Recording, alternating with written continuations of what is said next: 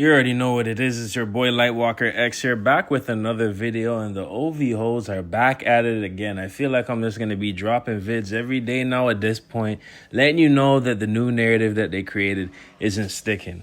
Well, they're back at it again, unfortunately, with more narratives. And like I said in, I think, one of my previous uploads, they're going to continue to just try to discredit Kendrick's tour on every stop. But the part that baffles me about this whole thing is that they're using the same narratives over and over again. That's the part that's crazy. Now, I know for one of Kendrick's recent Latin America concerts, one of the stadiums that he performed in, the top section was actually closed off, right? So the OV hoes, you already know, they were going to use that to spin the narrative that he can't sell and that they're using this because there's low ticket sales. Well, in actuality, he actually sold out the capacity for the venue. For whatever reason, I guess for the concerts for the venue, that is the amount they allowed for the show. So at that point, it makes sense, right? Logistic wise. And when it comes to arena shows or any other type of stadium shows, there's always going to be sections blocked off, whether it may be in the top, it may be some smaller seating sections in the middle, or obviously behind the stage. The floor of the stadium seemed larger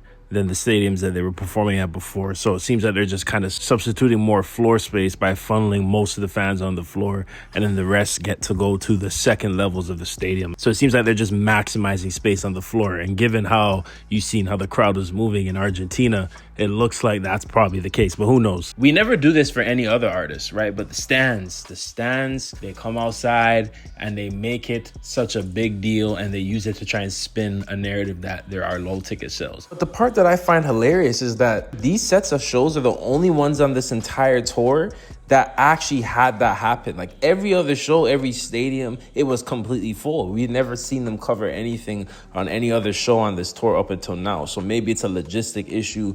Maybe it's just a capacity thing. Maybe that's just how much they want to allow for the concert. Who knows what it may be over there. But as far as the entire tour, this hasn't been a reoccurring thing.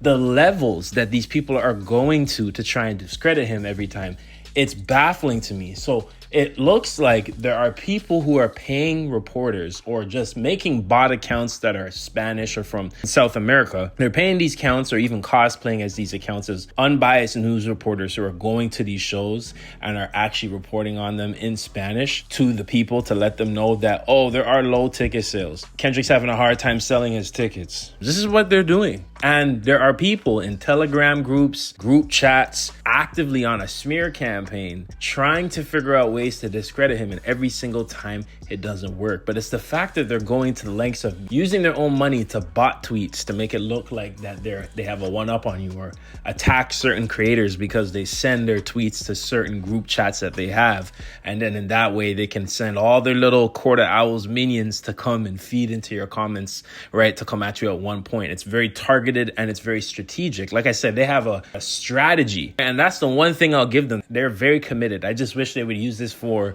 you know, beneficial purposes, maybe trying to help the world and make it a better place. But no, they're doing this for someone that's not paying them any mind and not giving them no money. So that's the part that's crazy to me. But they are very much in a hive mind mentality and are creating strategies to try and discredit Kendrick at every turn that they can. When in reality, all this does is make it more difficult for Drake. Your fan base will be a reflection of who you are. No doubt, even if you don't have any connection to your fans, if your fan base is moving a certain type of way, it will reflect on you as the artist. The reason why I think they don't understand it is because Drake does play into these things. Like, he wants his fans to do this. So it's, in their case, the ringleader, Drake himself, is the one that definitely entertains this. You could even say potentially that maybe he is behind some of these things. That's alleged. We don't know. There's no concrete proof to say these things, right? But it does feel very much that he plays into these antics. He plays into the internet stuff. He plays into the narratives, and he wants his fans to continue that.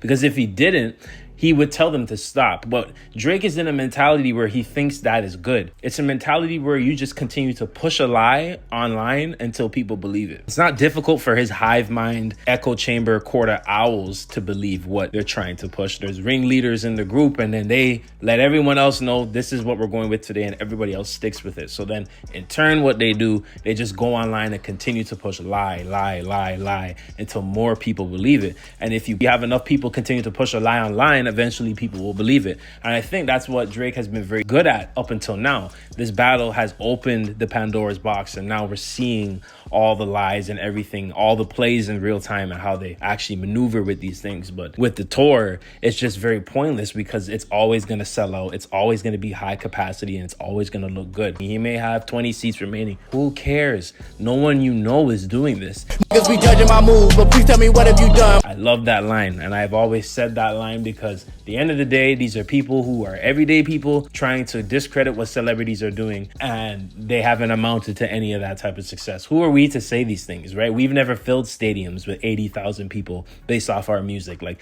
that's a feat and accomplishment that we should appreciate regardless of the artist that you like. They're going to continue to push narratives, but nonetheless, the Argentina show looked like to be one of the littest shows on this damn tour. No pun intended. Honestly, they might get it. It's going to be very difficult when this is all said and done to rank who had the latest shows. I'm gonna be biased. I still think Toronto is in that top 5, night 1 or night 2. You have to put Toronto in the top 5 for the latest shows, but I don't know who got the latest show right now. Look like Argentina might got it, but all the shows in Latin America have been going crazy. So that's one thing I'll give the Spanish fans. You guys are turning up and you guys deserve it. It's an amazing thing to see this GNX tour live. It's an amazing thing to see. I cannot emphasize it more than enough.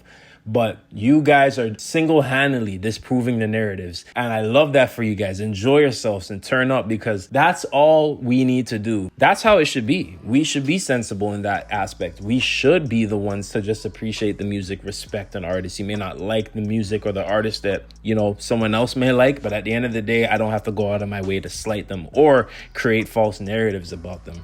Unless they give you a reason to dislike them, that's different, right? You have your opinion, you can share that. Of course, not everyone has to like the artist that you like, but I'm not going out of the way to slight the artist that I dislike. And that's just me, right? I have way more important things to do than go out of my way to do that for free, because I ain't getting paid. And even then, if I'm getting paid, it just shows that I don't have no morality, right? Because I do believe some of those people on that side are getting paid, and it just shows that you're a horrible person, because you're just spreading lies, and all that energy is just going to come back to you. So good luck to you.